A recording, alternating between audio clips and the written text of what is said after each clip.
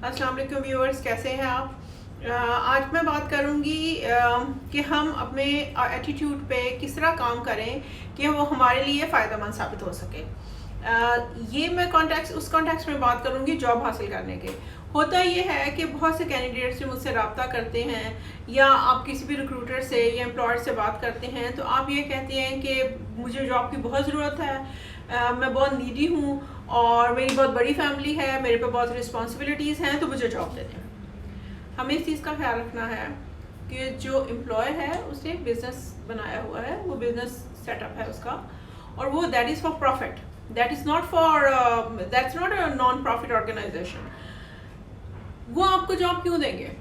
हमें अब इस चीज़ पे नज़र रखनी है, हमें इस चीज़ का ख्याल रखना है कि जब आप जॉब के लिए अप्लाई कर रहे हैं तो आपको एम्प्लॉयर को, रिक्रूटर को ये बताना है कि आप उनकी कैसे हेल्प कर सकते हैं। आप किसी बिजनेसमैन की क्या प्रॉब्लम सॉल्व कर सकते हैं, आप उसके लिए क्या कर सकते हैं। आपको अपनी स्किल, अपनी क्वालिफिकेशंस को सेल करना है, और किसी भी चीज़ को सेल करते हुए, ये चीज़ आपको सुनने में थोड़ी अजीब लग रही होगी लेकिन दिस इज़ अ फैक्ट। किसी भी चीज़ को सेल करते हुए आप किसी को ये नहीं कहते हैं कि मुझे ज़रूरत बहुत है तो ये ले लें। आप एक बिजनेसमैन को, एक रिक्रूटर को ये कहेंगे कि मैं आपकी क्या प्रॉब्लम सॉल्व कर सकता हूँ, मैं आपको कितना फ़ायदा दे सकता हूँ, बिजनेस में कितने रेवेन्यूज जनरेट कर सकता हूँ, या आपको कोई इशू है तो उसको कैसे सॉल्व कर सकता हूँ।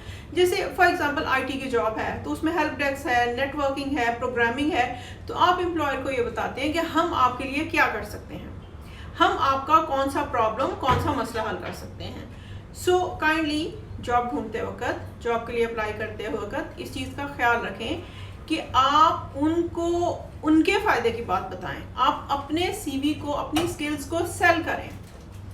उन्हें ये बताएं कि मैं आपके लिए कर सकता हूँ, मैं I do you this favour, so मुझे अपनी कंपनी में रखना आपके लिए फलां फलां तरह से फ़ायदेमंद है, like that. Thank you, good luck with your job search.